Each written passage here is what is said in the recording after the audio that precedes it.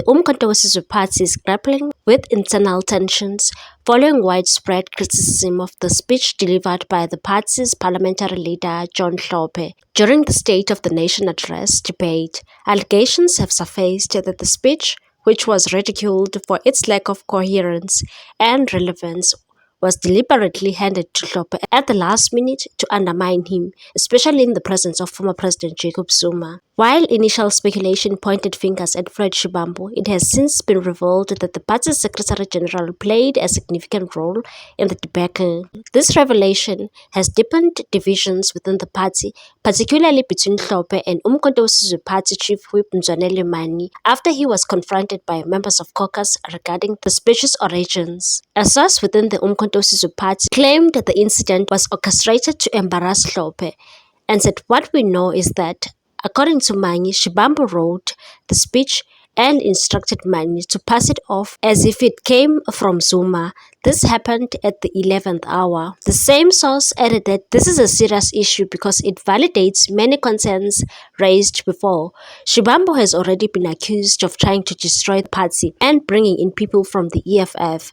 Now, this situation just makes us look like a Mickey Mouse party that can't manage its affairs. Adding to fuel to the fire, former President Jacob Zuma's daughter, Duduzile Zuma Sampudla, took it to social media to launch a scathing attack on Shivambu. She accused him of being useless and the worst when it comes to managing the party. Her outburst sparked outrage among some Umkhonto weSizwe parties, while others privately agreed with her sentiments. Sampudla also said she's not scared of Floyd and he must fuck off. Following warnings from the party leadership, Duduzile later issued a public apology, acknowledging that she could have expressed her views more appropriately. However, sources close to the situation claimed that her apology was merely a formality and that she remains steadfast in her criticisms. There is growing discontent among Umkhonto weSizwe Party members over Shivambu's alleged tactics. Another insider disclosed that some within the party believe he is intentionally delaying key appointments to secure positions for his allies, and said, "We saw how he operated in the EFF, and while that might have worked for them, it is unacceptable here in Umkhonto weSizwe Party." Shivambu reportedly faced stern warnings during a recent workshop in Cape Town, where members made it clear that his approach was not welcomed, and said Duduzile might have spoken out of Umntwana Kababa, the leader's daughter, but don't underestimate what she said. The consequences of these internal battles will become clear soon. With the party already battling public scrutiny, these internal divisions threaten to weaken its credibility. The Umkhonto weSizwe Party insiders suggest that Floyd Shivambu's future within the Umkhonto weSizwe Party is increasingly uncertain. Meanwhile, Zuma has previously warned that he would not hesitate to expel individuals who are working against the party's unity. Meanwhile, many people on the social media don't believe that Duduzile Zuma's apology to Floyd Shivambu was genuine.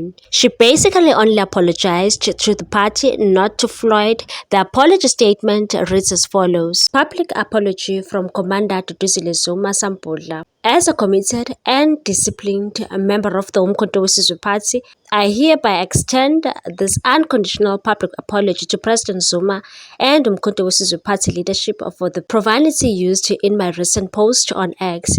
While I hold strong and personal views, including serious concerns and internal party matters, my perceptions of how certain issues may be handled within the organization, especially by the party Secretary General, I fully recognize that the concerns should have been and shall be addressed through the proper internal channels, as dictated by the core values and principles of the glorious movement of the people. I acknowledge that expressing these grievances publicly was unfortunate and may have undermined the unity, discipline, and respect that defines the Umkhonto weSizwe Party. My profanity was not and should not be a reflection of the revolutionary discipline, respect, and solidarity that our organization under the esteemed leadership of President Jacob Zuma upholds. To President Jacob Zuma of the Umkhonto we Sizwe Party, the entire leadership, members, supporters of the Umkhonto we Sizwe Party, and the people of South Africa, I wish to assure you that I never intended to harm the integrity of the party or the values it upholds. Hence, my deepest apology for any offense caused in this regard. Furthermore, I offer formal apologies to all the structures I serve in, whose roles and responsibilities I carry with the utmost humility and commitment. I hope my apology is received in the spirit of accountability, revolutionary solidarity, and a genuine commitment to upholding the values of the Umkhonto we Sizwe Party. I am fully prepared and committed to cooperate with any internal processes deemed necessary by the party as part of my continued dedication to the ideals of discipline, respect, and unity. The controversial former public protector, now serving as the MK Party convener in Mpumalanga, has stirred a controversy once again by taking a jab at Floyd Shivambu. This comes amid the ongoing fallout between Duduzile Zuma and Shivambu. Reacting to the situation, she took it to X app with a cryptic post stating, "Interesting times, the tenants wants the landlord to be removed from their own house. #Seller." Her comment has sparked debate, with many interpreting it as a clear indication of where her loyalties lie in the political dispute. Someone responded to her tweet and wrote, "We gave you a shelter, warmth, food, and all you needed in our previous home. We were compromised because of the likes of you, and we kept quiet. The system rejected you for all the reasons known by yourself only, but today you find comfort in calling us tenants." Another one said 2.3 million people wasted their votes for a family stokvel. They voted for landlords and tenants. Another one said, "Why are you not respecting the millions of people who voted for this party? Dudu's face was not on the ballot. People did not vote for Umkhonto we Sizwe Party because of her. So why must she be given special treatment when there's a constitution that we all swore that they abide by?" Another one said, "If you are referring to the Floyd or Duduzile situation, then you are partaking in the creation of factions within the Umkhonto we Sizwe Party, and that's totally unacceptable for someone who is entrusted with leading an entire province."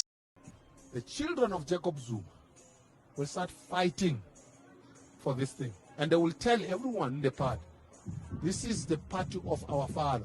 You can see the behavior of Duduzile, by the way, that there's a sense of entitlement.